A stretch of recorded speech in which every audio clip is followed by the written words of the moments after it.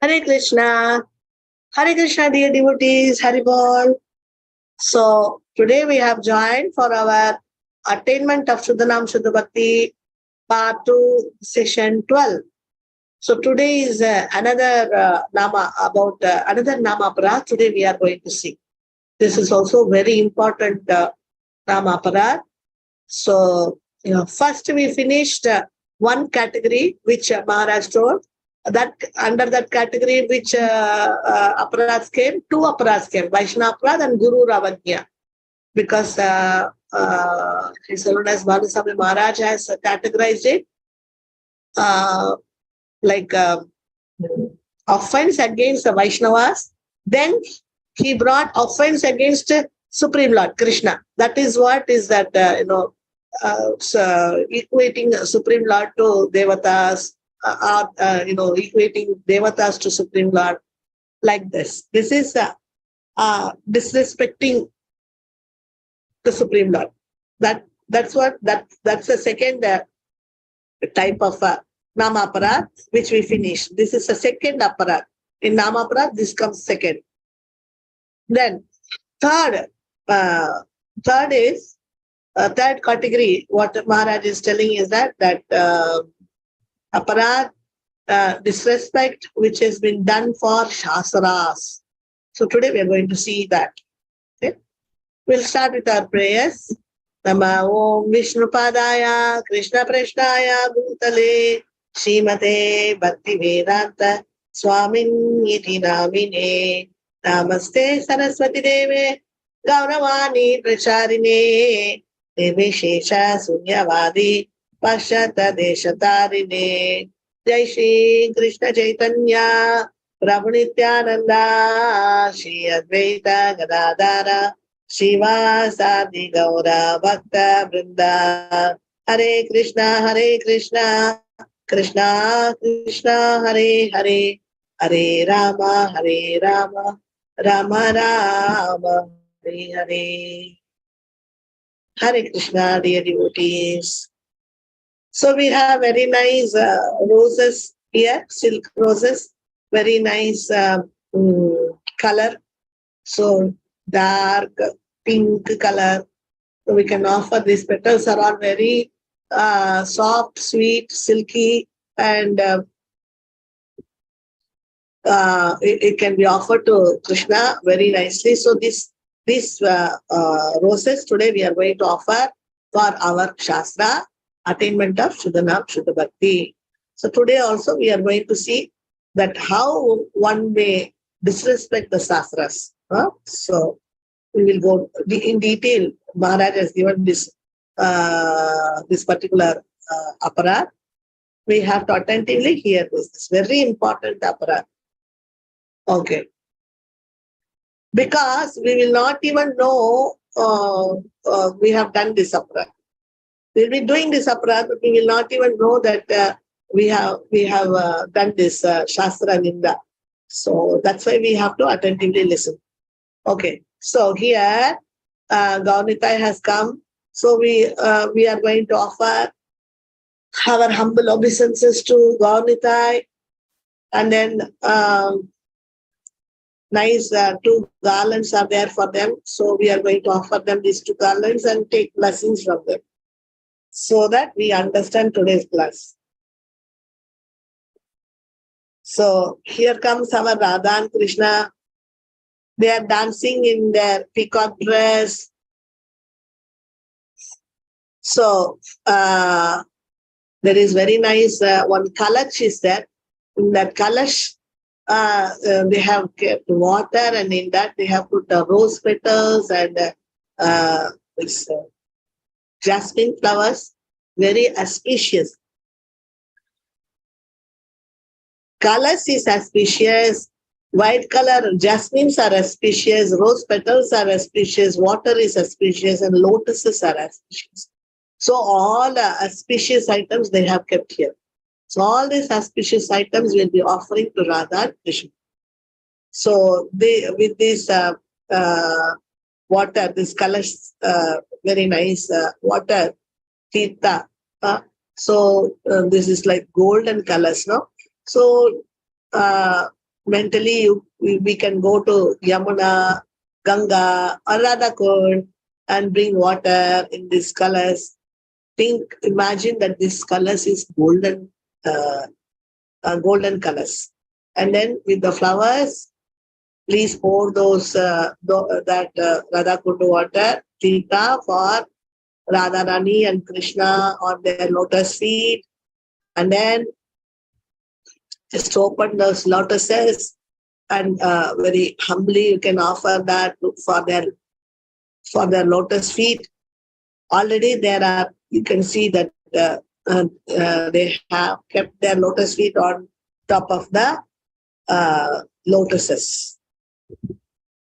Okay, so very nice offering. With this water, we can do their Pada Puja.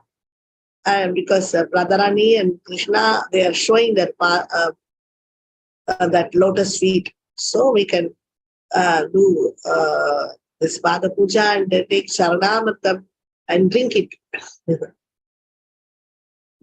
Okay, here. Our Radha and Krishna are very, very beautiful. Krishna is over bluish in color. Is sitting and Radharani is sitting. This posture is very good for offering them because they are sitting. While they're sitting, we have to offer bhoga. So again, today we have got puffed puris, small puffed puris, then buttermilk, rice, then doklas, then kheer, nice kheer, water, dal, then chana dal ka sabji, papad, roti, like this, many items are there. So we can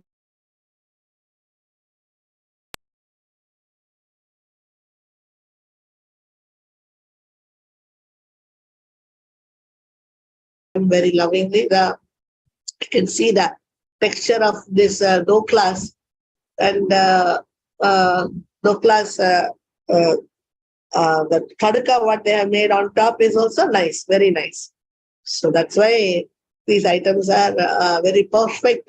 When the kheer, the color is itself shows that it's wonderfully, that milk has been boiled to that extent that the milk color has changed into this color, somewhat golden brownish color. So it's almost like basanti type. Okay. So after offering to Shishi, Radha and Krishna, don't forget to take blessings from them. And then we can give this prasad, all Mahaprasad for Guru Parampara, all our Guru Parampara Acharyas, and then to Srila Prabhupada, and then to our His Holiness Banasami Maharaj, and then it will come to us as Maha. So here comes our founder Acharya of ISKCON, Srila Prabhupada ki jai. Very nice, thali. This is Ekadashi thali. So they have made aloo cutlet, and in Moria they have made some appam like item, and with Moria they have made one fried rice like item. Then with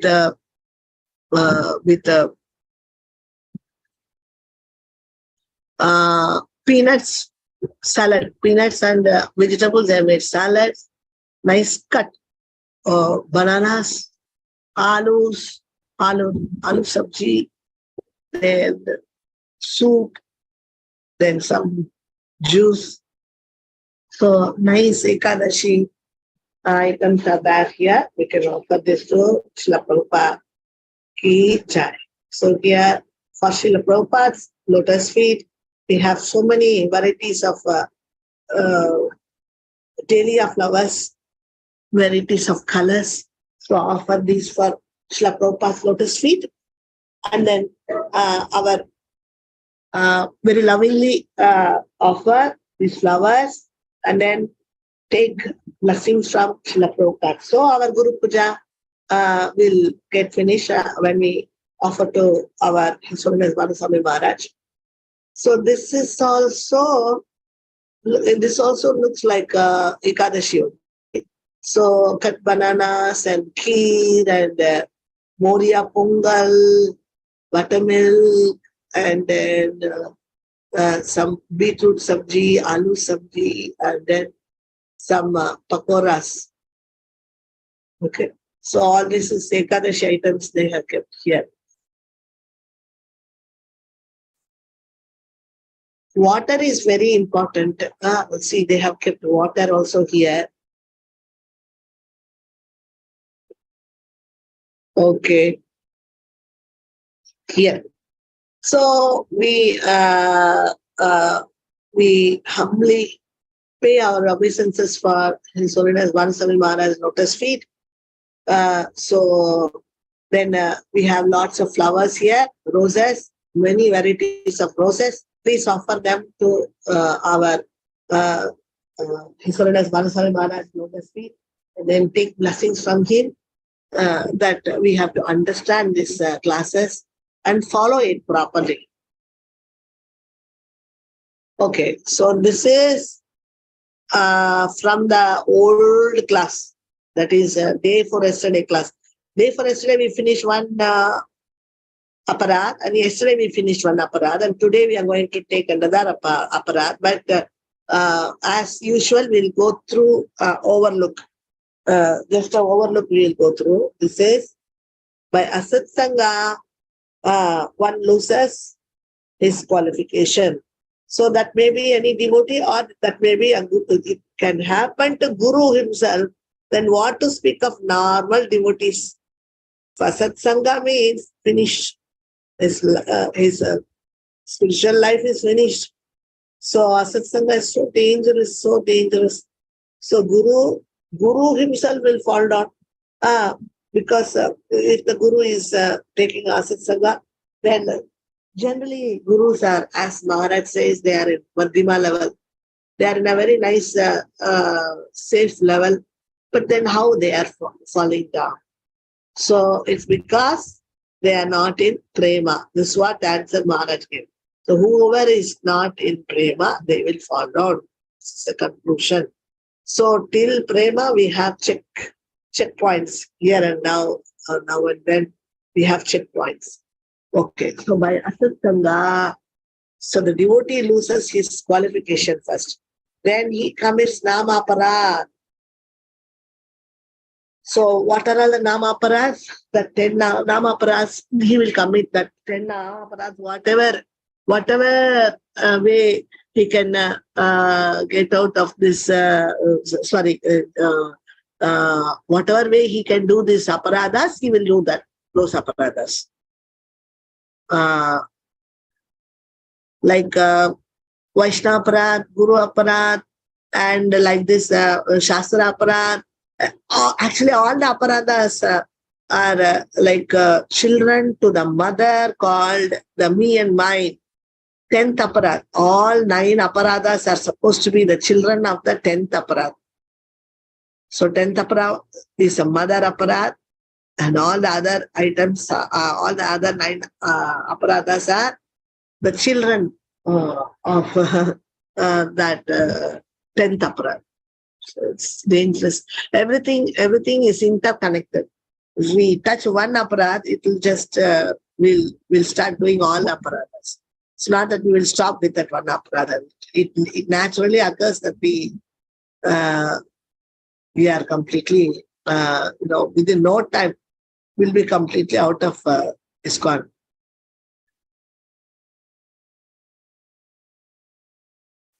So, commits Namaparad, then loses his knowledge. After that, he loses his knowledge. So then he doesn't know what to do, what not to do. That is the problem. Only in Bhakti, Krishna says, I give you the intelligence to come to me. So only when the devotee is doing Bhakti Yoga, he is intelligent, sharp. But once he loses his devotion, then his knowledge also is lost. So he will think that he is doing correct, but everything will be wrong. Then he associates with mainly with non-devotees, becomes hostile or hate devotees. So then by associating with the non-devotees more and more, he hate the devotees and become more and more hostile to the devotee. So then next, he will lose taste for his chant. Next. Then after that, he will start developing desire for wealth and woman. So then he is no longer a Vaishnava. So now he is offending the Vaishnava and he is no longer a Vaishnava. He is attracted to wealth, woman, like this. So he must be immediately rejected. See, they are asking us to reject even a guru if he is falling down by Asat Sangha. Then what to speak of normal devotees? So immediately, see, they say there should not be any time, no time gap. He should be immediately rejected. So why? Because if we are going to associate with them, then we will also fall down. Then one must seek out for a qualified guru. So we have to look for another guru who will help us. Otherwise, by associating with the fallen guru, he will also fall down. So the devotee, he thinks that my guru only, So he may think that guru is not gone out of the way, and Krishna will again join him. So because in one aparad we saw that Krishna is commanding, demanding that this is my devotee, you should not criticize him, nothing doing like that. So in that way, if we think, okay, this guru accidentally only he has fallen down, so he will revive. Like that, if we think, then it's going to, and then associate with him, then it's going to be dangerous. Then what to speak of other devotees? Because the strongest devotee, that guru, but somehow he fell down in Asat Sangha. So it's very, very sad, very difficult. So if we are going to associate with that devotee who has fallen down, then we will also fall.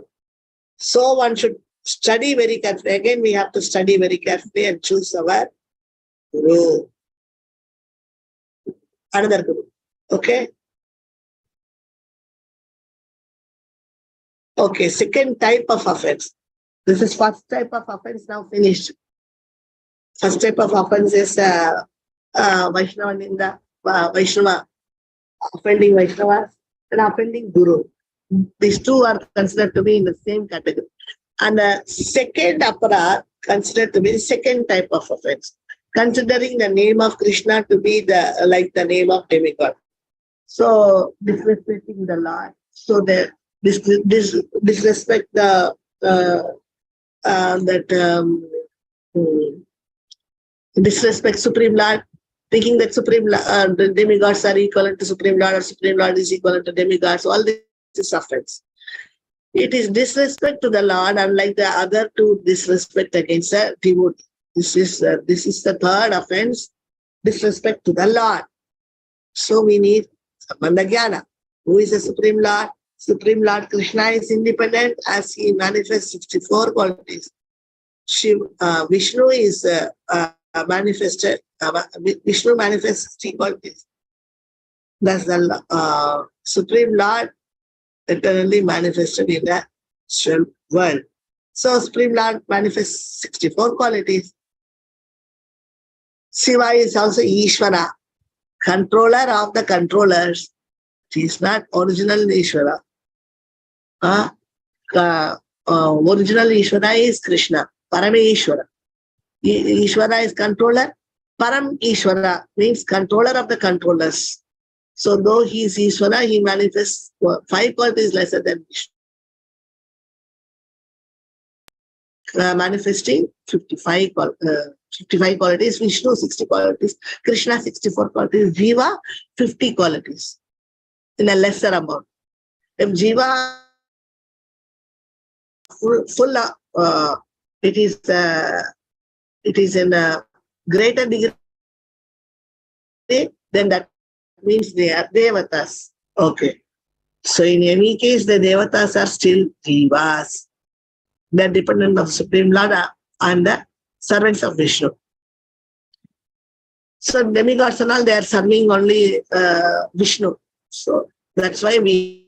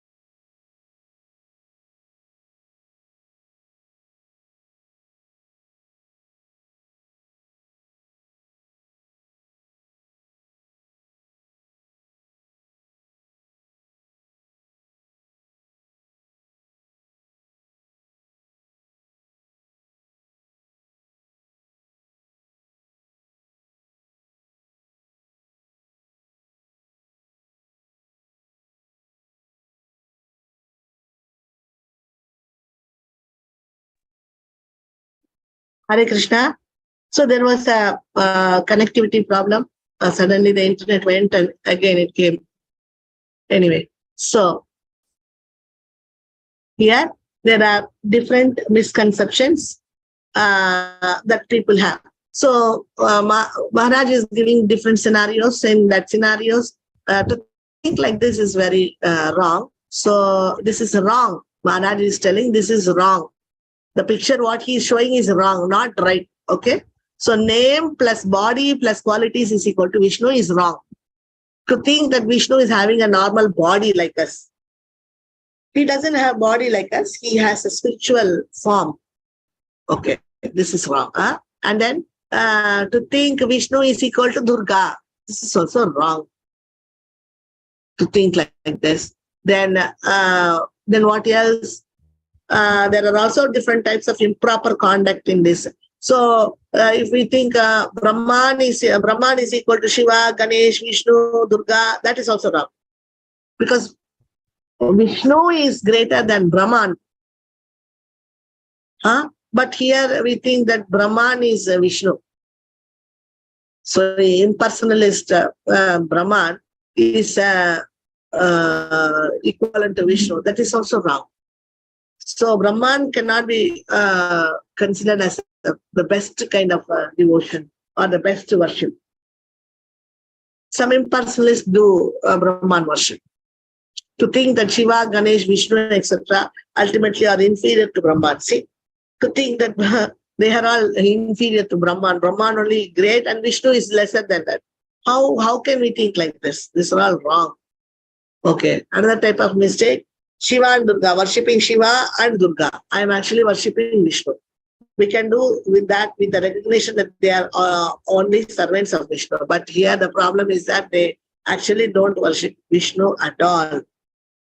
So it's very important point that we are worshipping Shiva and Durga and think that by worshipping Shiva and Durga, I am worshipping Krishna or Vishnu. Both of them together, combined together, is Vishnu. Like that, no, some kind of wrong ideas, misconceptions. All these are misconceptions. So if one worships a devata thinking that devatas can give things which Vishnu can give. We are seeing many devotees going to demigods Devata's temple. Why? They have greedy desires. They want their desires to be fulfilled, and they feel very unsafe to go to Krishna. They think that Krishna may not do all these things. Krishna is completely absorbed in his. Really, this is a fact that Krishna is completely absorbed in his pastimes. So he doesn't take care of all these needs, all our things. But in Bhagavad Gita, he says in Nishta stage, he personally comes and supplies whatever the devotee wants. But this kind of mistakes and this kind of blunders, these people only doing, this Kanishka devotee is doing. So he doesn't have much faith on Krishna. Krishna will not give. Krishna is very busy. So he will try to go to demigods and worship them by personally going to Devata temple, and he will worship that I want this, I want that. All this list he will give and come. So this is wrong. If one worships a Devata and thinks that the Devatas can give things which Vishnu cannot give. So which Vishnu cannot give, that these Devatas can give. If we think like that, that means we have full faith on the Devatas, not on Vishnu, not on Krishna. Praying to a Devata to get money, praying to another Devata to get children, and praying to another Devata to get wife. So to get, and Vishnu to get something. At the same time, they're also saying that I will go to Vishnu for this. This is one kind of people. Okay? So all these mistakes we have seen. Now last, we are seeing this Brahman, Paramatma, Bhagavan.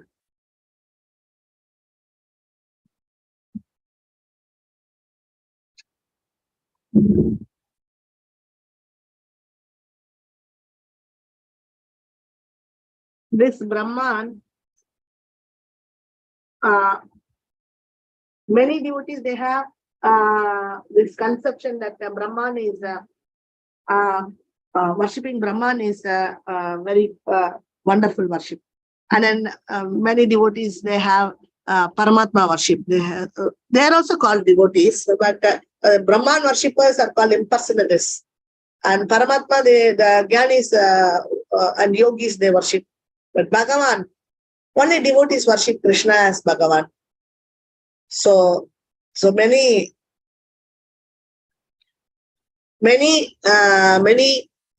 people worship Krishna in different forms of Krishna. One is Brahman form, Paramatma form, Bhagavan form. So Brahman is existing, yes, Maharaj says, but Brahman, the Lord exists as Brahman, but also in his spiritual form. But Krishna is called Brahman. He said, what to say that his body in this, the effulgence coming from his form or Satchidananda Rupa of Bhagavan, that is called this Brahman. These people are attracted to that Jyoti. They are attracted to that Jyoti. They say that Krishna doesn't have form. These foolish people, they say like this. That's why they are called impersonalists. So all these are wrong conceptions. We cannot separate the Lord from his qualities, his form, his name, etc. So now Maharaj has given a very nice picture. Can you see? Name, form, quality, and activity. So name, form, quality, and activity. Krishna's name, Krishna's form, Krishna's quality, Krishna's Leela, everything is equal to Krishna. This is very nice, no? So Maharaj has given wonderfully, he's making us understand Krishna's name, Krishna's form, Krishna's quality, Krishna's activity, all together is equal to Krishna. We cannot separate anything from Krishna. Then, yesterday's complete class we are overlooking. Okay, so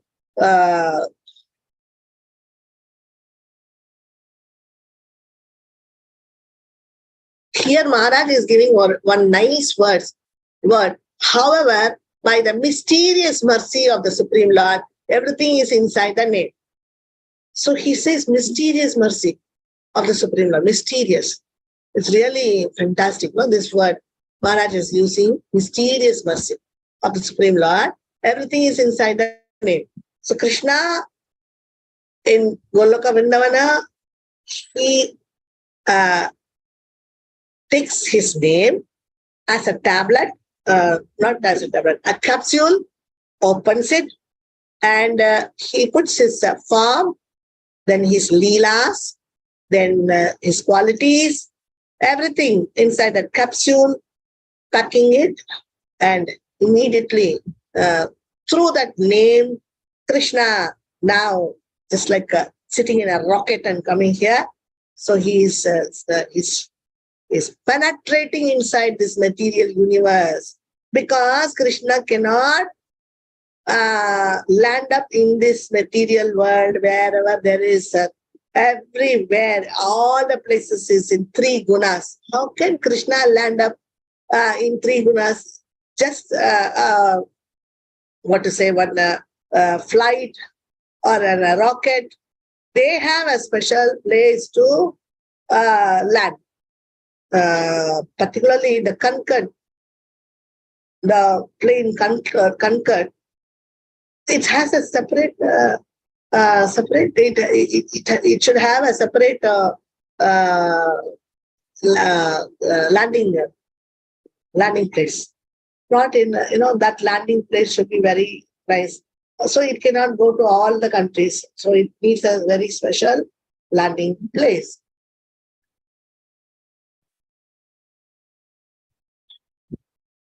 Like this, when Krishna is coming from, he's traveling from Goloka Vrindavana in the rocket of his name, Nama. He's putting himself, his form, means his darshana. He's packing himself inside the Nama capsule. It's really mysterious. That's why Maharaj is using this word, mysterious mercy. Mysterious. So he wants to give us mercy through the name. Okay, even though if we don't see him, it's okay. He says, just call me, call my name, I will give you mercy. My name is non-different from me, he says. See, in Kali Yuga, how nicely he has given mercy for all of us. That's why it's called mysterious mercy. So now, Krishna is packing himself in the rocket of Nama, and then penetrating inside this material universe and coming and landing here in the pure devotee's heart. He's not landing anywhere else. He is landing in the pure devotee's heart, where it is Suddha, where there is only Suddha Bhakti, and the devotee is out of Rajogun and Tamagun. He is in Suddha Sattva platform. So in his Suddha Sattva platform, the devotee is there, where Krishna is coming and landing in the runway of Suddha Sattva. The runway of Suddha Sattva. Which means that he is in Suddha Sattva, and he can only come and come on the runway of Suddha Sattva.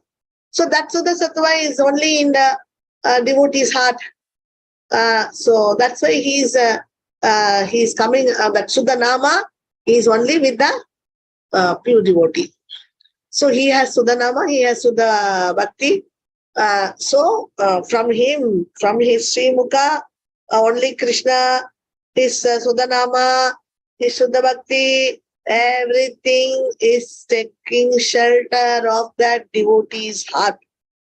So because they can only land over on this in the heart of that pure devotee, where it is where the things are in Suddha Sattva. So that runway only Krishna can land over.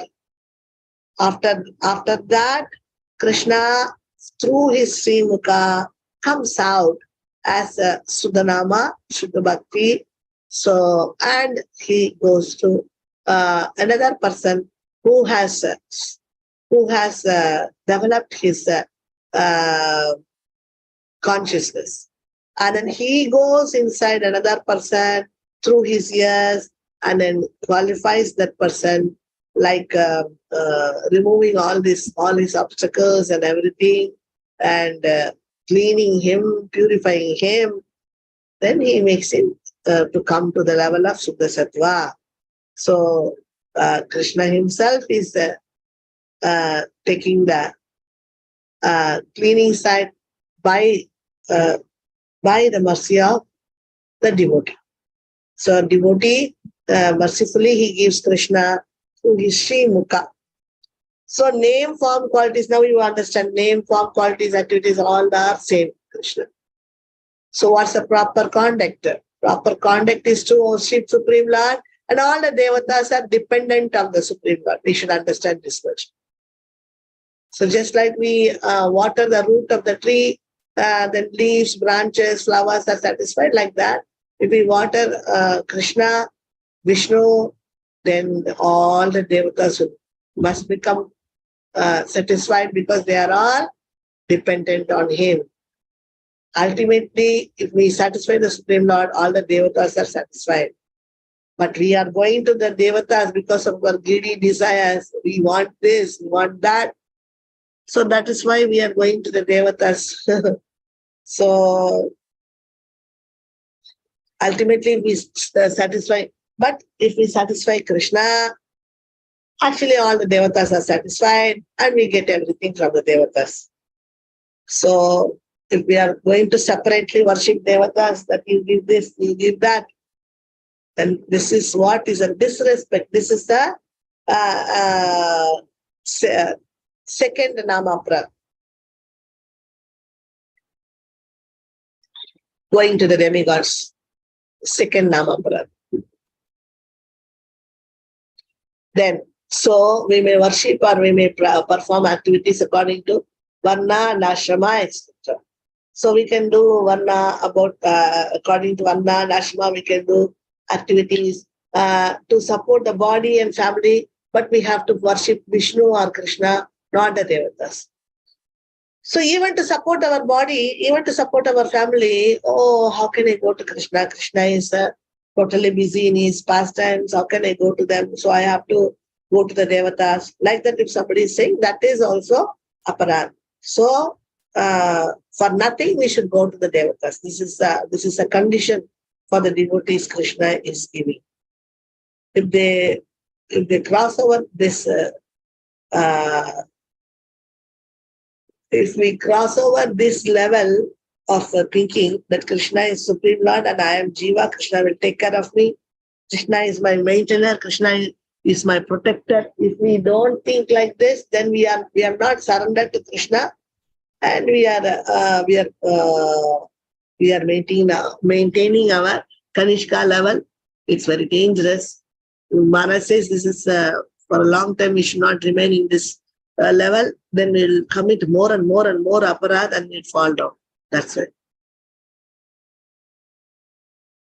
Okay, so it says we should not accept the prasadam which is directly offered to the devatas by Mayavadis, etc. So we cannot offer. One who is worshipping the devatas, Maharaj is calling them as Mayavadis. Mayavadis means real Supreme Lord is Krishna, and these people in Maya, in illusion, think that devatas can do better than Krishna. That means it is Mayavada, illusion. So they are called Mayavadis. The demigod worshippers are called Mayavadis. And we should not criticize the devatas or the scriptures which are glorifying them. So not even but we should not criticize them. Devatas, we should not criticize them, or we should not criticize the scriptures which are speaking about the devatas. That also we should not do. The scriptures which are which are glorifying devatas, no? Those scriptures also we should not criticize. We should not criticize the devatas. We should not criticize the scriptures which are glorifying the devatas. If we criticize the scriptures which are glorifying the devatas, then again we fall down into Shruti Sastra Nindanam. That is the fourth aparad. So this Nama aparad, if we commit one, then without our knowledge, we tend to commit all the aparadas. Because this particular Nama aparad begins to happen when we lose our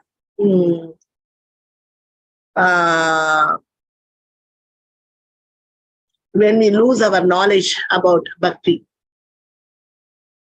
So if we cannot take this knowledge and we cannot remember this knowledge, or if we don't know how to apply it in our daily life, then only this problem will come. We have to learn properly and properly apply it in our daily life. Whether we should be very careful in also checking ourselves that 10 Nama Aparadas we are not doing like that. At least if we should not be aparadi. At least Namas will bring us some result, but it will take us to Suddha Nama also. But aparada Nama, it will not. When we are committing these aparadas, and then when you are going and chanting, how much ever we chant, that chanting will come as Nama, aparada Nama. Because we are committing this Nama aparada, 10 offenses the whole day. In the whole day, we are committing these offenses. And then the next day, we are going and sitting and chanting. And the chanting is Nama aparad chanting, because we have committed aparad, and what is supposed to come from our mouth is aparada Nama. So aparad Nam will not come from a mouth who is not committing any of these 10 aparads. It's really serious. If we speak serious about this, some devotees say, oh my God, this is too much for me. They can leave saying that this is too much for me. Or say, this is high standard. But this is the basic standard. This is the real basic standard. ISKCON means 10 aparads. This is a 10 commandments. Even as a Christian, a true Christian, he has to follow the 10 commandments, what he is supposed to follow. This is the 10 aparads which any devotee has to follow. Basic. We are committing these aparadas, then no more we are devotees. We are aparadis. There are no more devotees. So for which we need to, if we have to remain as devotee, we need to understand this knowledge and properly apply it every day. Otherwise, if we are careless, then we will be nowhere. Within no time, this Nama Aparad is like a flood. Within no time, it will take us somewhere out of sight.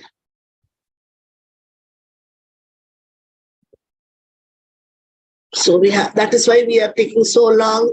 Very carefully we are learning and learning what is the methods, how to come out of these aparadas and how to apply it to daily life. These two things we should do. Okay. In the list of angas of Bhakti, 64 angas, one of the negative anga is don't criticize devatas. Negative. Don'ts and do's. Yesterday we saw in the special class. 10 do's and 10 don'ts. So don't means don't. This is what is a rule given to us. 10 do's and 10 don'ts. These two tens together is 20. These 20 angas are called door to bhakti. Who is telling this? This is been taught by Chaitanya Mahaprabhu to Rupa Goswami. We cannot reject it, saying this is too much for me.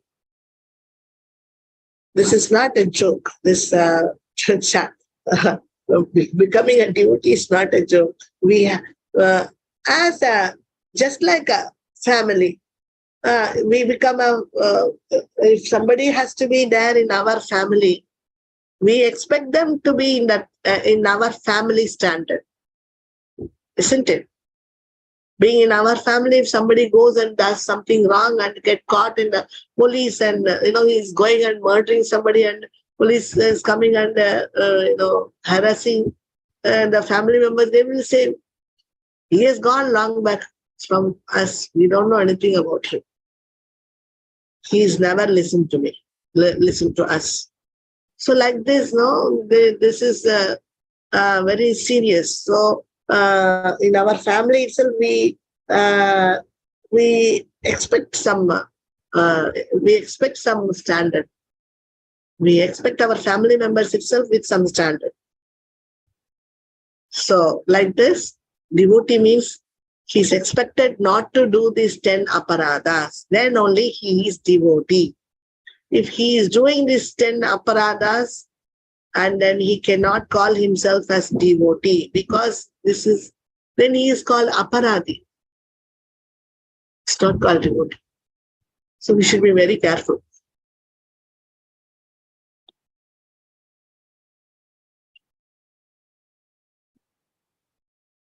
If we do these aparadas, then how to come out of it? That also Maharaj is giving very nice. Immediately we have to come out of that aparadas, and again we have to get our standard back. We don't want to criticize the devatas who are servants of Vishnu. They have been given nice positions. They have been given some nice responsibilities by the Lord. So they are servants of Vishnu. So we should not criticize them. But we criticize those people who accept the servants of Vishnu as equal to Vishnu, because that becomes an offense. So whom do we criticize? The people who accept devatas equivalent to Krishna and go and take shelter of them. Devatas, when they have taken shelter of Krishna, they will leave and they will go to devatas secretly and take shelter of them and ask them for this and that. So this is an offense. Second offense.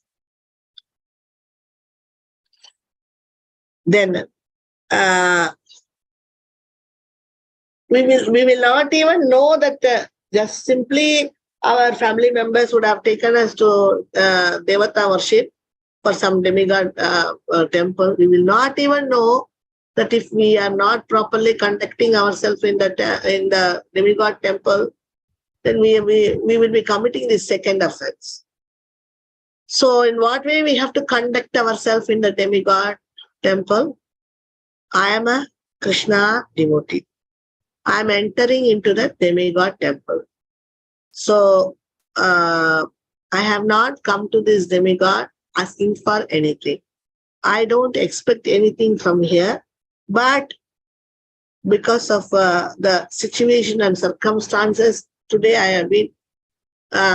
have been invited to this demigod's temple. Okay. So Jiva Goswami says even while the heavy rain or flood comes, then also in that rain also I will not go to the demigod's temple or take shelter in the demigod temple. This is what Jiva Goswami says.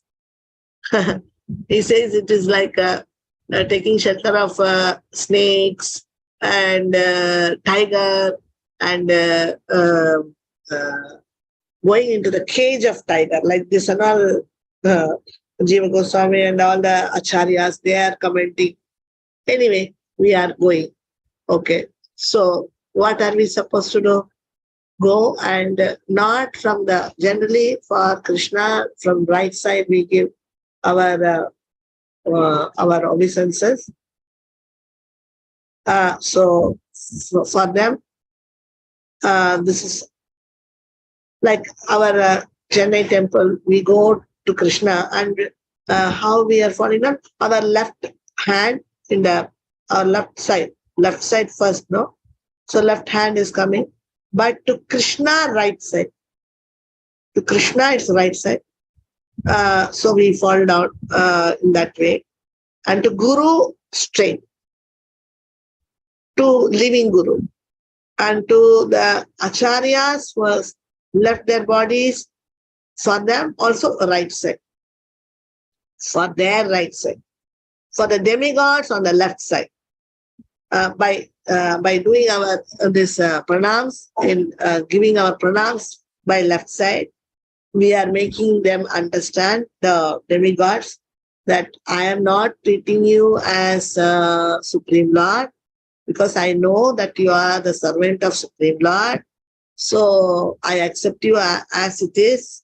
I'm not illusionally, I'm not thinking that you can give something which Krishna cannot give. Simply, I was forced to come here, but I pay my respects to you. That is all. So in this way, we have to submit our respects to the demigods, and then we come back. So in this way, we don't offend anybody. So, but if we go there and if we are going to pray that in the inside, in our core, our heart, I want this, I want that, but I'm not able to ask to Krishna. So if this is happening, because I cannot go and disturb Krishna for all these things, so secretly I have come to you, so you can give me all these things. No, this will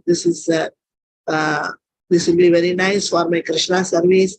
Like this, we can give 1,000 excuses. But we, after giving 1,000 excuses also, we will become an aparadi outside. We will, when we come out of the temple, we will be an aparadi.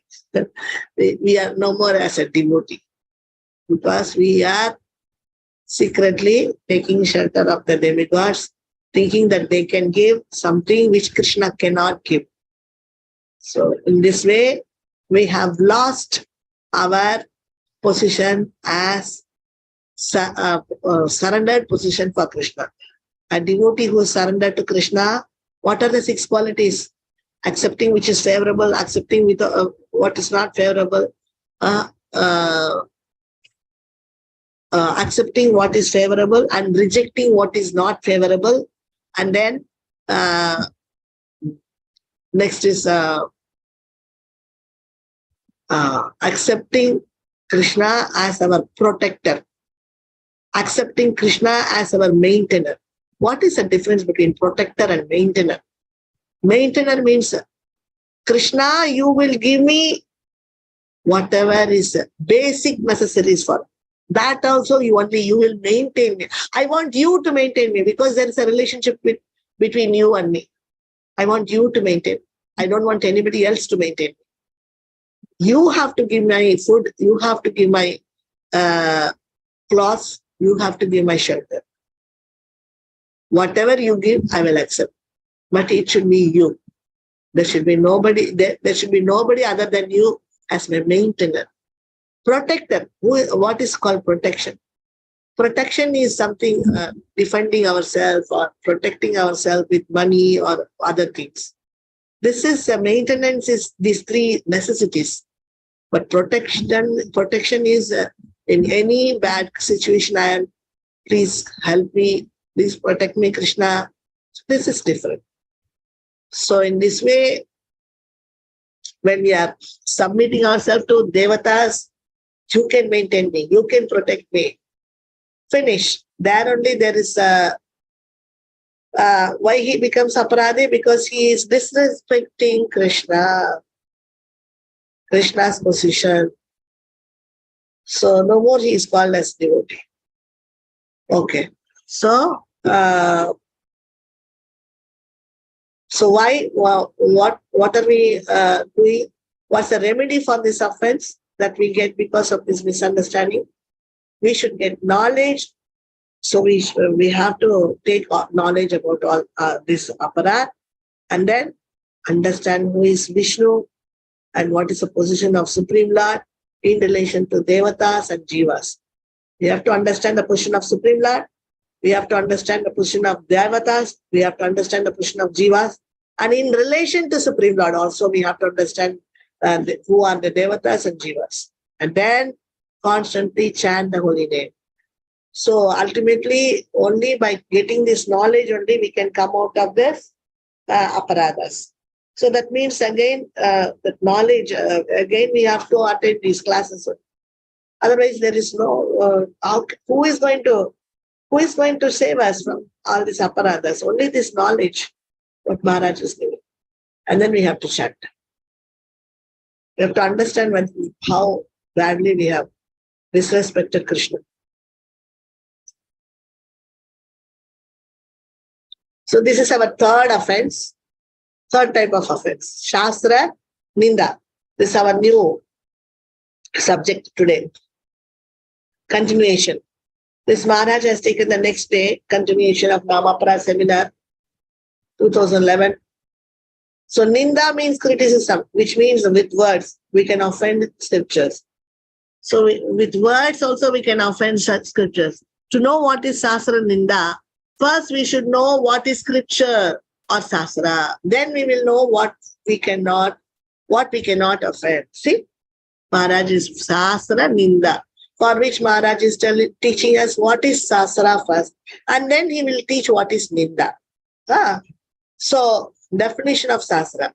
What is the definition of Shastra? It is the source of perfect knowledge of God. This is a definition of Shastra.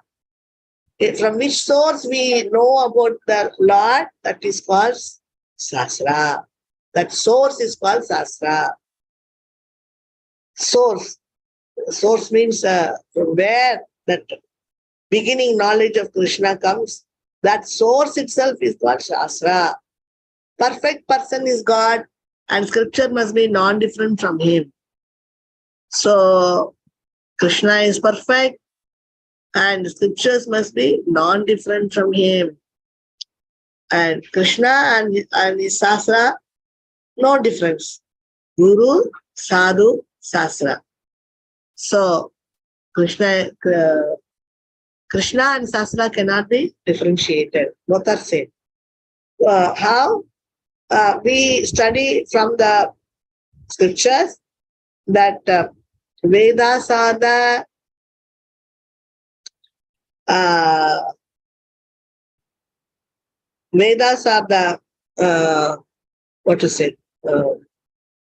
breathing of Krishna. Breathing of Krishna.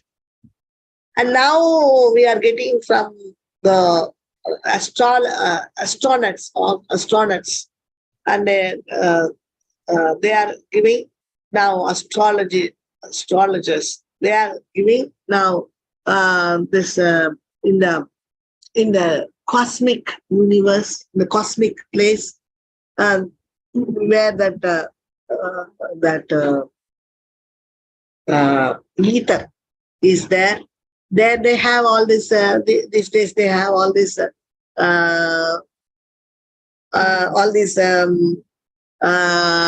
to say that beyond the universes, beyond our world, they have all this. What to say? All. I'm not getting that name. That our many what to say that something like spaceships they call. They are all there.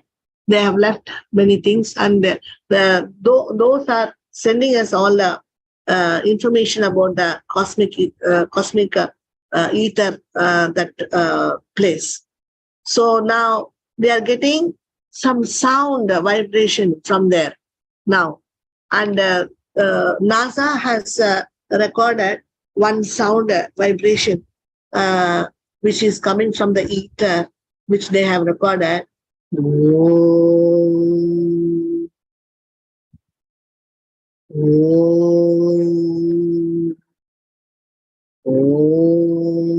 See, this is coming NASA has recorded it, and you can go and see in Google search. If you put NASA recorded this Om from the cosmos, it's coming. This sound is coming.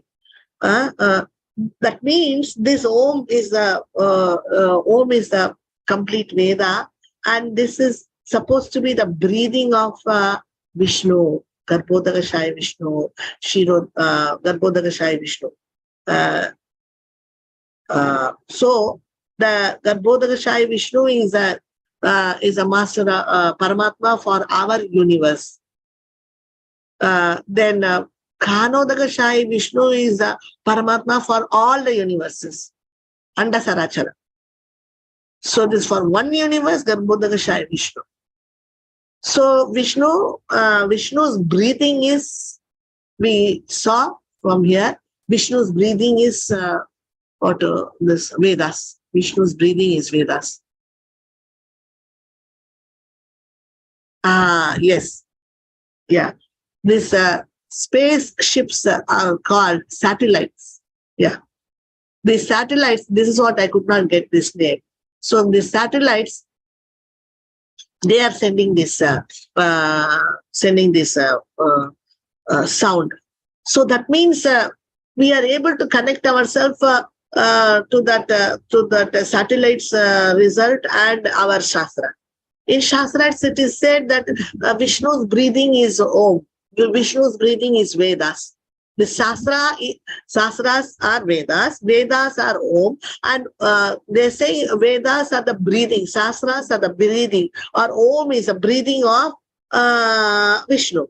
And Garbhodakashaya Vishnu is our Paramatma for the universe. So he is lying down with Mahalakshmi sitting beside him. So now this Om is coming. Now we are getting this Om through the satellite. So now isn't it that Krishna and the Vedas are the same? Huh? So now it is proved. So one type of Shastra is called Shruti. Shruti consists of Vedas. Vedas are not created or destroyed. No author. So now Maharaj, in this Shastra in this Shastra Ninda, in this particular aparat, he is wonderfully described whatever we are supposed to know about Shastras, all the information he is giving. We don't need to go anywhere else researching on Shastras. Whatever we need to learn about the Shastras, everything Maharaj has given that complete knowledge in this. Only this particular aparat, Maharaj is giving a lot of information because he has given a lot of information about Shastras. So we guarantee you that you don't need to worry about anything. All the Shastric knowledge you will get just by going through this one particular aparat. We will come to know all about Shastras. Because Maharaj is giving us all the knowledge about Shastras. Okay, now very patiently you learn about Shruti. Okay, so what is Shruti? Maharaj is giving us one by one, just like a small child is teaching. You just take the name Shruti. One type of Shastra is called Shruti. Shruti is one type of Shastra. Okay. Smriti is another type of Shastra. Okay. Got it? Shastra is is differentiated in two ways. Shastra in two different types, Shruti and Smriti. Okay. So what is Shruti? Vedas are coming under Shruti. That's why Maharaj is giving about Shruti. So Vedas are not directly coming from Shastras. From Shastra comes a Shruti, and then from under the heading of Shruti comes a Vedas. So Vedas are not created or destroyed. It is no author. Means it doesn't have an origin at all. eternal. Vedas are eternal. No origin.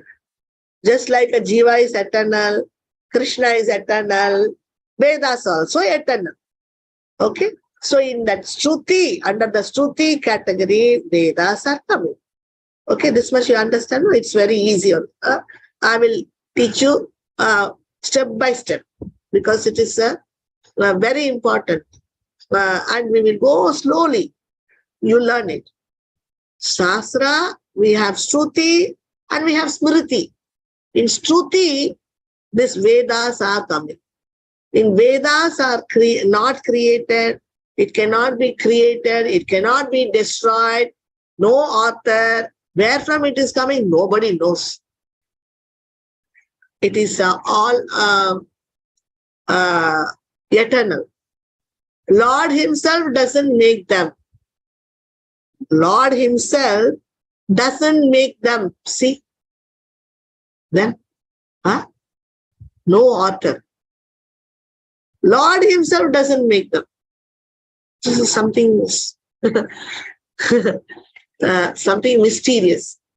Just like the Jivas and Prakriti are eternal, Vedas are also eternal. Jivas are coming from somewhere, eternal. Where from they are coming?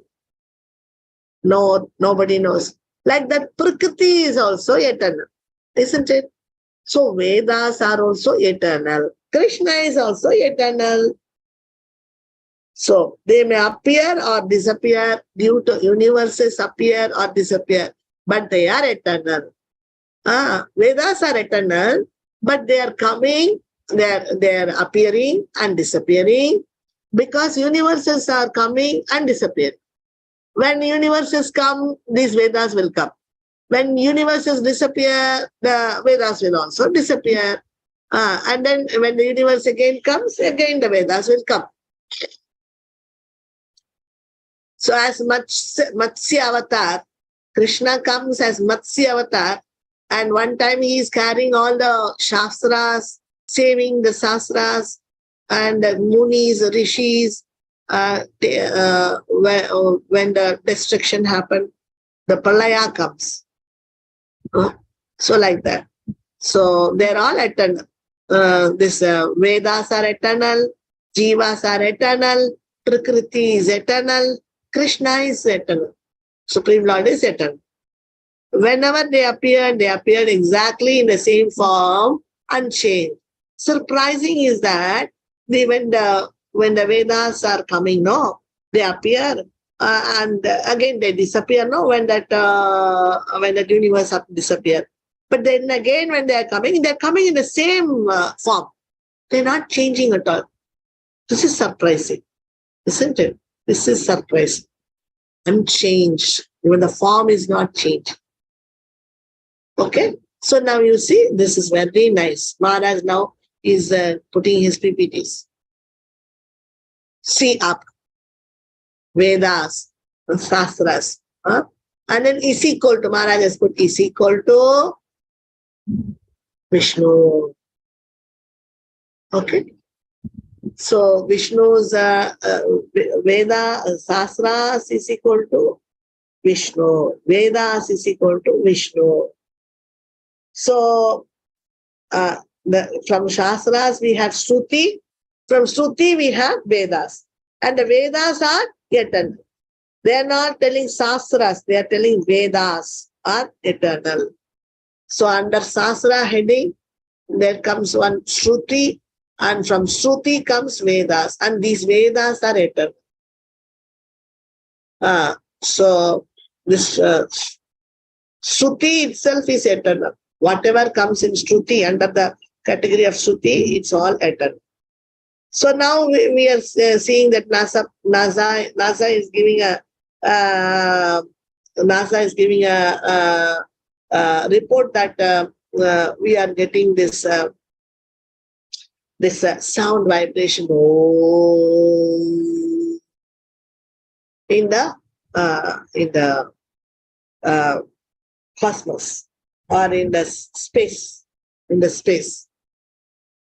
So which has been recorded in the satellite and it has been sent. Okay. So now we see from the Shastras, from the Vedas, we see that Vedas are the breathing of Vishnu. So that means the whole universe, the whole cosmos and space, everything is filled with the Lord's breathing.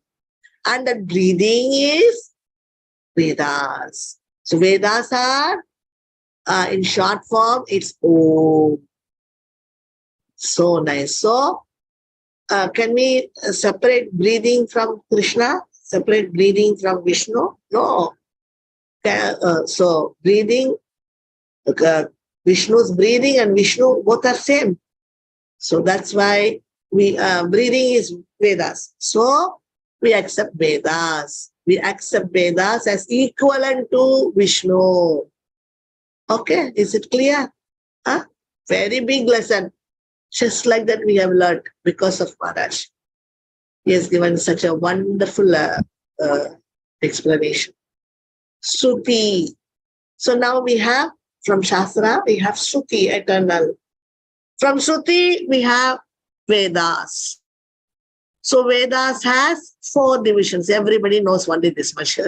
We all know from the small age day, we have been told that Rig Veda, Yajur Veda, Sama Veda, Atharvana Veda. This we know. At least this much we know. In India, this naturally we come to know somehow. Okay. So our parents also talk about this. So Vedas, Rig Veda, Yajur Veda, Sama Veda, Atharvana Veda. All the Vedas are Om. And Om is Vishnu's breathing. Okay. So Vedas are 4 divisions. Vedas are coming from Shruti. Shruti is one portion of Shastra. Sorry. Yeah. Shruti is one portion of, just a minute. Shruti is one, Shastra, yeah, from Shastra, Shruti comes, from Shruti comes Vedas, yeah. Shastra's one portion is Shruti, from Shruti comes Vedas, and Vedas are 4 divisions. Okay, we are going to subdivisions of Vedas now, okay. Don't confuse yourself, it is very easy only. Now, only we know these 4 divisions, but there are another 4 subdivisions also for this. That one only now we are going to learn. Because Maharaj wants us to learn everything about this Shastras, so that tomorrow if somebody comes without this knowledge, we can give them this knowledge. Okay. So subdivision of Vedas. Each Veda has 4 subdivisions. Okay. So after you learn this now, you will understand very easily. You will come to know. You will, if one exam or something like that, if we have, we can very easily write. Within no time, we will come to know all these things. Rig Veda. Rig Veda has Brahmanas, Aranyakas, Upanishads, and Samhita. Okay. Please tell me. Tell with me. You can also tell. Because I want you to be familiar with the names, then only we can by heart. Rig Veda has Brahmanas, number 1, 2 Aranyakas, number 3 Upanishads, and then 4 Samhita. Okay, so now we have heard about Upanishads and Samhita, but we have not heard about Brahmanas and Aranyakas, isn't it? Okay, we will know what it is now. Then Yajur Veda. Yajur Veda also has Brahmanas, Aranyakas, Upanishads, Samhita. Okay. So Sama Veda. Sama Veda also has Brahmanas, Aranyakas, Upanishads, Samhita. Then Atharvana Veda. Atharvana Vedas also has Brahmanas, Aranyakas, Upanishads, Samhita. Why? Why everything is having same things? What is this Brahmanas? What is this Aranyakas? Actually, Brahmanas are in Rig Veda. There are 4 different types we can study Rig Veda. One is Karma Yoga study. In Rig Veda, there is one portion for Karma Yoga. In Rig Veda, there is one portion for Jnana Yoga. In Rig Veda, there is one portion for this Upanishads. Then one portion for Samhita, that is for Bhakti Yoga. So that is all. So Rig Veda also has got all these 4 items. What we will see in the next page. See, details about the subdivisions of Vedas. What is called Brahmanas, what is called Aranyakas. Both deals with this. Brahmanas and Aranyakas both deals with Karma Kanda. That is sacrifices and mantras, which is how to use the mantras in sacrifice. This is the Brahmanas and Aranyakas. So some people may be interested. They want to study Rig Veda, but they want to study only Karma Kanda portion of Rig Veda. Then they will go for this Brahmanas. And Aranyakas is that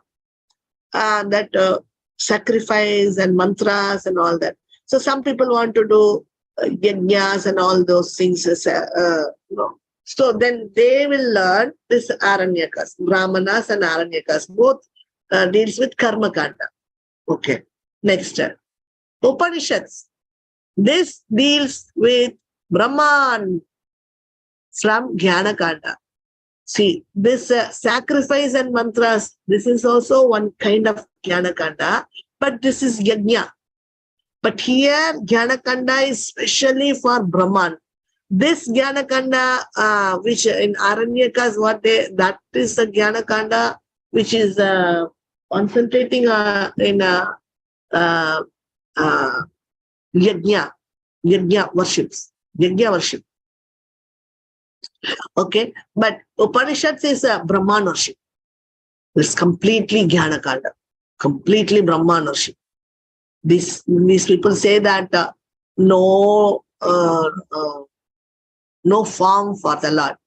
But the devotees who the people who are doing these yajnas, they accept the Lord they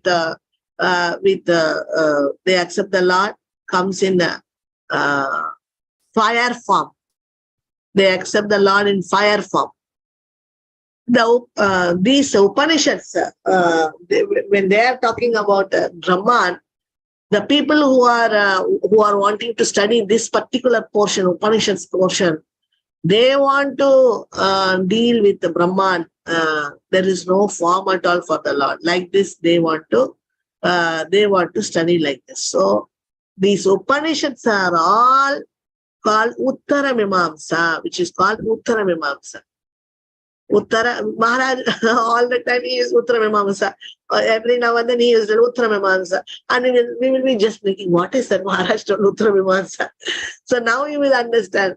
Okay, Uttara Mimamsa means Jnana Kanda. Okay, Upanishad means they deal with Brahman. Okay, so next Maharaj has given all the Upanishads now for us.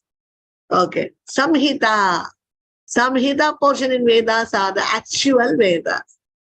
These are the actual Vedas, such as Purusha Suddha, Upasana Kanda, worship section. Worship section. Worship section means this is Bhakti Yoga. Okay. Samhita portion of the Vedas is called actual Vedas, such as they teach us about Purusha Suddha and Upasana Kanda. Upasana Kanda means worship section. Worshipping the Lord in his form. Okay, this is Upasana Kanda. We will worship the Lord only when we have a form to worship him. So that is why it's called Upasana Kanda, worshipping section. So just such as this kind of Vedas are speaking about Purusha Suddha and Upasana Kanda. Okay, so when we are worshipping the Lord, we tell Purusha Suddha, or while Abhishek, we are telling Brahma Samhita. No? So Samhita is Brahma Samhita. So Brahma Samhita is worship section, Upasana Kanda. So when we are worshipping Krishna by doing Abhishek, then we go for Brahma Samhita. Now you understand the Samhita, where it's coming from, Samhita. All Samhitas are Bhakti Yoga and their worshipping section, and they're called Upasana Kanda. Okay? So, Ekavedi. One studies one Veda because the Vedas appear in family. So if one studies Rig Veda, for instance, then he will study Upanishads, Brahmanas, Aranyakas, Samhita. He is called Ekavedi. Okay? Now we will go back. See. So we have 4 Vedas: Rig Veda, Yajurveda, Samaveda, Atharvana Veda. And then we have 4 divisions, subdivisions in Vedas: Brahmanas, Aranyakas, Upanishads, and Samhita. Then Yajurveda we have Brahmanas, Aranyakas, Upanishads, and Samhita. And Samaveda, Brahmanas, Aranyakas, Upanishads, Samhita. Atharvana Veda, Brahmanas, Aranyakas, Upanishads, Samhita. So Brahmanas means Karmakanda. Aranyakas means sacrifice and yajna, like this. Then Upanishads. Upanishads is worshipping the Lord in Jnana Kanda. That is Brahman, worshipping in Brahman understanding. And then Samhita is worshipping the Lord in his deity form and worshipping him in deity form. So each Rig Veda, if somebody is studying one Veda, then he's called Ekavedi. So he's called Ekavedi. Ekavedi, one Veda. One Veda he studied. Means one full family he has to study. So while he is going through Rig Veda, he cannot leave Samhita and Upanishads, only read Brahmanas and Aranyakas. No. He has to study the full family. Brahmanas, Aranyakas, Upanishads, and Samhita. So if he doesn't learn that full family, then he is not called as an Ekavedi. So otherwise he has to go to Yajur and learn all these Brahmanas, Aranyakas, Upanishads, and Samhita. So in these 4 methods, we are having one family. Okay. Now, why they are giving that Ekavedi? They are giving this this degree Ekavedi. Why? Because if a person is only studying Brahmanas and Aranyakas, he will be interested only for Karma Kanda or Yajna, like this.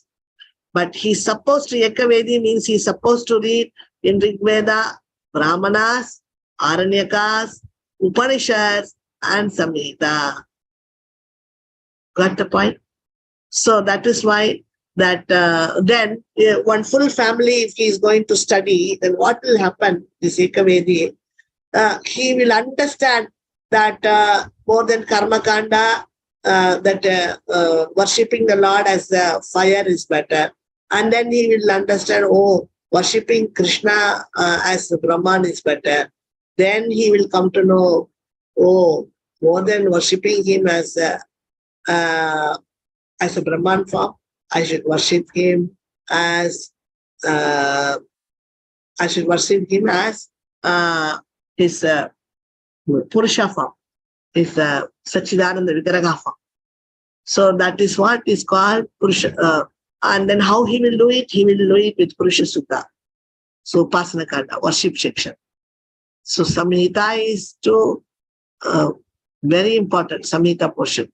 So and then he comes off, even though he's an Ekavedi who has learned from learned all the Rig Veda, Rigvedi, he's learned all the Ekavedi, he has become an Ekavedi of Rig Veda, then he must be knowing Brahmanas, Aranyakas, Upanishads, and Samhita. So now we can also, if we go to study Rig Veda, this is what will happen. So we must take some responsibility. So then Brahmanas, Aranyakas, Upanishads, Samhita, all this according to our understanding, we are seeing that Vedas appear in family. So they appear in one family. Vedas are every time they are coming as family. So we have to study the Upanishads, Brahmanas, Arnyakas, Samhita. So if one studies Rig Veda, for instance, then we'll study Upanishads, Brahmanas, Arnyakas, Samhita. Okay. So if one studies Rig Veda, for instance, then so if a person is studying Rig Veda family, then he will be studying Upanishads also, Brahmanas also, Aranyakas also, Samhita also. So there is chance for him to come out and become a pure devotee, isn't it? So because he is learning Brahmanas, Upanishads and all that. Okay, so this is all heavy subject. So at least this much, this will be, I don't think this will be too much for you. Only this, okay? We'll finish with this, okay? So this is one more. Now attached to each of these Vedas, there is a certain group of Upanishads. Now only Upanishads they are taking, because Upanishads, here's Upanishads, Brahmanas, Arnyakas, Upanishads, Samhita. Upanishads now is a certain group of Upanishads. So they are saying that Upanishads are, certain groups are there, but Upanishads. Okay. What is Rig Veda Upanishads? Rig Veda Upanishads can be Aitareya, Kausitaki.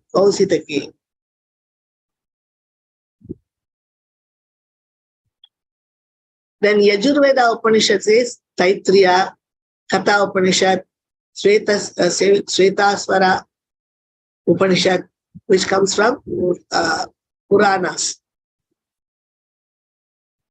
White, Yajurveda Upanishads are black Upanishads are there, white Upanishads are there. So white Upanishad is called Brahadaranya. We have to listen, we have heard all these names now. Ishopanishad, Brahadaranya, Ishopanishad. These are all from Yajurveda. This is not a separate. This is not a separate Upanishad. It's actually in Samhita portion.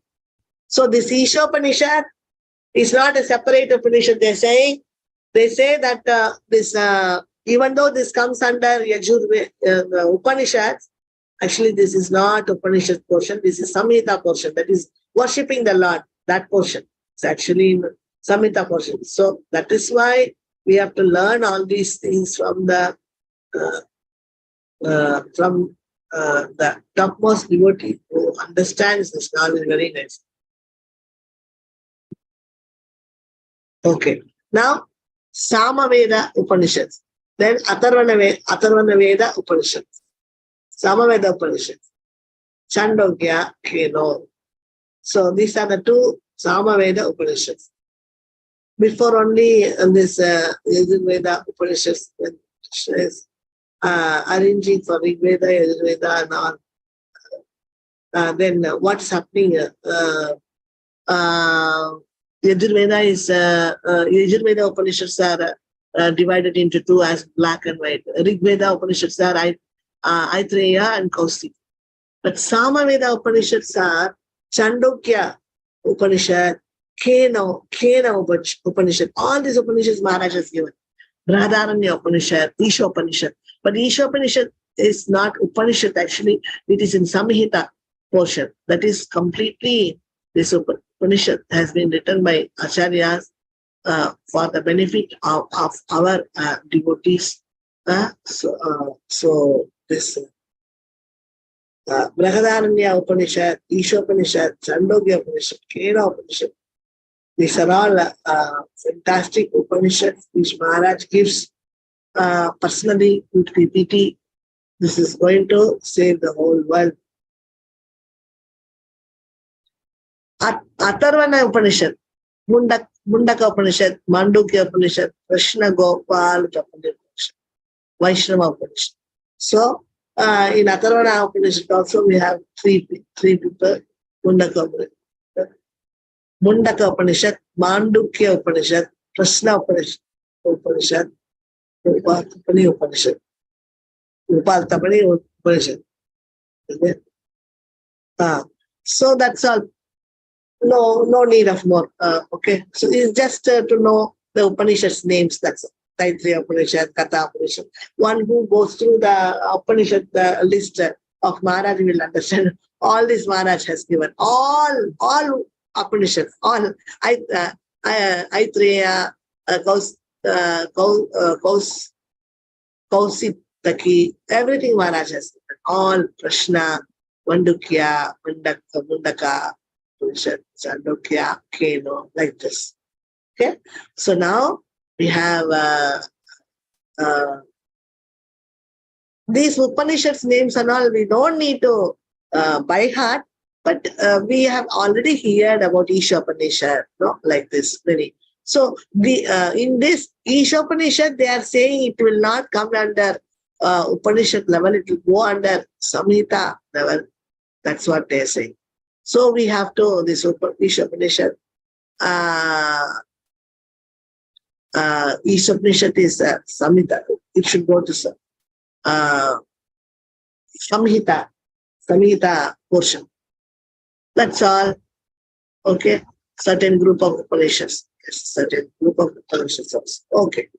Okay, Prabhuji, Hare Krishna, Mataji, it's okay. So, about Upanishads, we'll be talking tomorrow because this itself is too much for us. So, okay.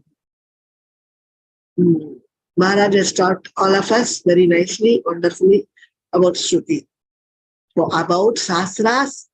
From Sastras comes a Shruti, and from Shruti comes Vedas, and Vedas are Rig Veda, Yajur Veda, Sama Veda, Atharvana Vedas, and then Rig Veda. Under Rig Veda we have Brahmanas, Aranyakas, Upanishads, Samhita, and Yajur Veda we have Brahmanas, Aranyakas, Upanishads, and Samhita, and Sama Veda we have Brahmanas, Aranyakas, Upanishads, and Samhita, and Atharvana Veda, Brahmanas, Aranyakas, Upanishads, and Samhita. And then what is Brahmanas and Aranyakas? Brahmanas and Aranyakas are, they are writing Karma Kanda, and then sacrifices and mantras to think the Lord is in the form of fire, and they offer everything to the fire. So like this, then Upanishads, they deal with Brahman from Jnana Kanda, which is called Uttamamamsa. Then Samhita is that worship section. In Samhita, we have worship section, means in Samhita we are seeing Krishna, Supreme Lord, in the Sachidananda Rupa. So we can worship now. So Upasana Kanda. That's why it's called Upasana Kanda. Worship section. That is, Sanskrit name is Upasana Kanda. Okay, this is Upanishads is Jnana Kanda. But we saw only one Upanishad separate now, Isha Upanishad. Isha Upanishad is actually Jnana Kanda. It should be. It comes, Upanishads means Jnana Kanda. But Isha Upanishad comes in Samhita. Means it is a worship section. It comes in Upasana Kanda. Because Isha Upanishad is speaking about the Lord in his form. It's not speaking of the Lord in his Jodi, that is in his Jodi form. It's not form, it's Jodi. Means that effulgence, which is called as Brahman. So they are worshipping the Lord in Brahman form, Upanishads, but only Isha Upanishad is especially in Isha Upanishad, Krishna's wonderful Sachidananda Rupa has been worshipped. That's why Isha Upanishad is separate. Otherwise, Upanishads are all speaking about Brahman. That's why these Sankarites, they take the Upanishads. But the devotees actually, they go for Ishopanishad mainly. And our Maharaj is speaking about all the Upanishads, and he has already brought all the Upanishads out. And how he says that how each and every line Upanishad gives a different meaning, which these people they misunderstand to be Brahman worship, but it's not Brahman worship. It is Upasana Kanda. It's Sachidananda Vigraha. That's why when Loknath Swami Maharaj came, or His Holiness Loknath Swami Maharaj came, he wanted 1 or 2 Upanishads he was having. And he came and saw that all the Upanishads as bundled in Maharaj 160 books library. He simply grabbed it and, oh, all the Upanishads Maharaj has written. I want everything. So, because this is very important for the preachers, for preaching devotees. Okay. Thank you so much, dear devotees. This Ekavedi is one more item we saw. Ekavedi is one who studies about one Veda, that is Rig Veda. In that 4 families they will go. Karma Kanda they will go through. They will go through the Yajna Kanda, and they will go through the Brahman Jnana Kanda, and then they'll go through the Upasana Kanda. All the 4 families they have to study. Then only they will be called as Ekavedi. Without learning everything, how can he come out? How can he say that this portion is better than that? In this Ekavedi, what they, even though they study all these things, Ekavedi, this Ekavedi, he may become attached to Upasana Kanda, he may become attached to Jnana Kanda, he may become attached to Karma Kanda, he may become attached to Yajna Kanda. Okay. So that is why one is supposed to, when one is supposed to become Ekavedi, only when he studies all the 4 family, one family. This is called one family of one Rig Veda. So this is all one comes under one family: Brahmanas, Aranyakas, Upanishads, and Samhita. Okay. So here only attached to each of these Vedas, there is a certain group of Upanishads. So Maharaj is giving all the Upanishads here: Rig Veda, Yajur Veda, Sama Veda, Atharvana Veda. In all the Vedas, there are Upanishads. Upanishads is speaking about Jnana Kanda. Okay, so in Rig Veda, there is 2 Upanishads, which is speaking about Jnana Kanda. And in Yajur Veda, there are 1, 2, 3, 4, 5 Upanishads for Yajur Veda. And that too, only in Yajur Veda, it is differentiated as black and white. And this Taittiriya Upanishad, Katha Upanishad, and Svetaswara Upanishad, they are all black. And white is Brihadaranya Upanishad and Isha Upanishad. So this Isha Upanishad especially is not a Upanishad, it is a Samhita portion. It is a Upasana Kanda. It's not a Jnana Kanda. Because Isha Upanishad is speaking about Krishna's form, Sachidananda form. It's worshipping Krishna's form. Then in Sama Veda, Upanishads are Chandogya, Keno Upanishad, Chandogya Upanishad. These 2 are coming under Sama Veda.